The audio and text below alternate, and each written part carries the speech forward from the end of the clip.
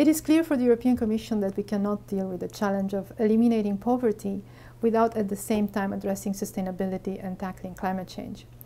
An inclusive green economy, therefore, has become a key priority for our agenda at the European and international level.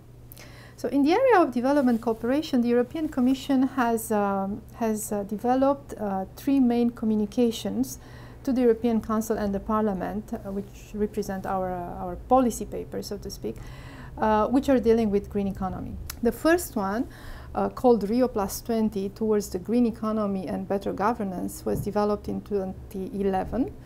And there we highlight that green economy offers an effective way of promoting sustainable development, eradicating poverty, and addressing emerging challenges and outstanding implementation gaps. The second communication, it's our main development policy. It's called Increasing the Impact of the EU Development Policy, an Agenda for Change. In short, that's the name currently used. It was also developed in 2011, and we stress that the EU development policy should promote a green economy that can generate growth, create jobs, and help reduce poverty by valuing and investing in natural capital.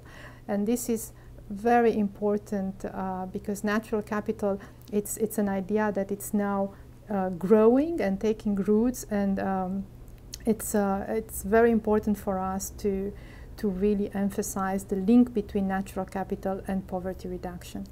And finally, the most recent communication that was developed in 2013, it's called A Decent Life for All, Ending Poverty and Giving the World a Sustainable Future. This sets out the Commission's views on post-2015 agenda and the Sustainable Development Goals. And here again, we state that green economy should be inclusive, should benefit and be shared amongst all the people of this planet.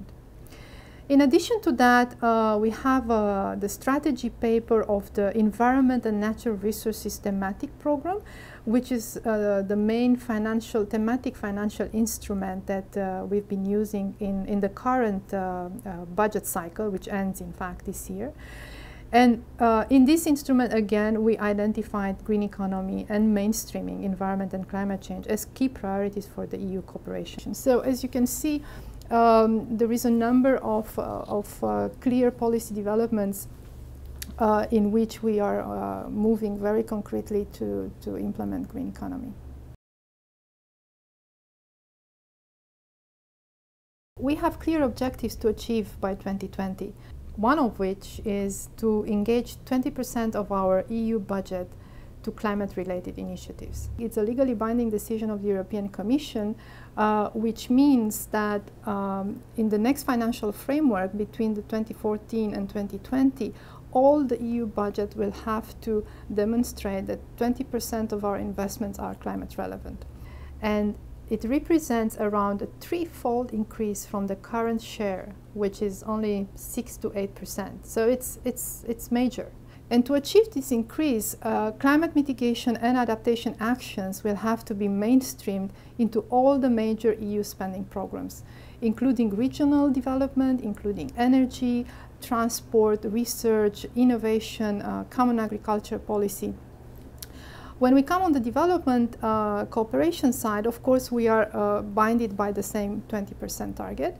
And within our new thematic budget line for development cooperation, what is called the Global Public Goods and Challenges, so you see it has, even the name indicates that, that we are going to tackle global challenges, we aim at developing 50% of our activities to be relevant to environment and climate change. What this means is that besides the thematic line on environmental program, we will again also mainstream climate change and environment into the other thematic budget lines for development cooperation.